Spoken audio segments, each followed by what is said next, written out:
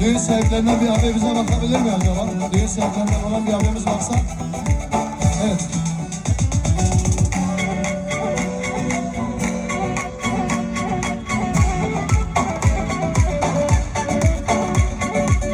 Hadi hadi.